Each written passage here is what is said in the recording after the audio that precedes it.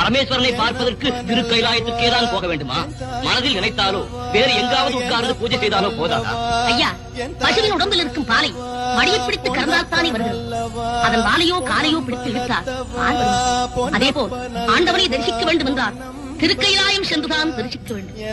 என் அப்பன் ஈசன் அமர்ந்திருக்கும் திருக்கைலாய மலையை கண்டுவிட்டேன். என் கண்பற்ற பெயரை அறிந்துவிட்டேன். இனி கணப்பொழுது சிகரத்தை அடைந்து என் அப்பனை தொழுது இந்த ஏழைக்கு அருள் செய்ய என்று வேண்டிக் கொள்கிறேன்.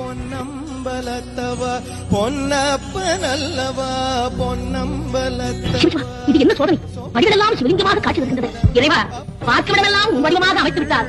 நான் எப்படி படியேறி வரப்போகிறேன் என்று பார்க்கிறாயா? எங்கும் நீயே நிறைந்திருக்கிறாய் என்பதை எனக்கு எடுத்துக்காட்டு. இங்கு ஒரே வடிவமாக உயர்ந்து காட்சி அளிக்கிறாயா? ஒருக்கா இப்படியெல்லாம் சொல்லித்தார். நான் திரும்பி போய்விடுவேன் என்று எண்ணிவிட்டாயா? உன் வடிவங்களை நீ இங்கிருந்து அகற்றினாலும் இனி நான் படிகளில் காலால் நடந்து வருவதாக என் தலையால் நடந்து வந்தாலும் உன்னை கட்டித்தேன்.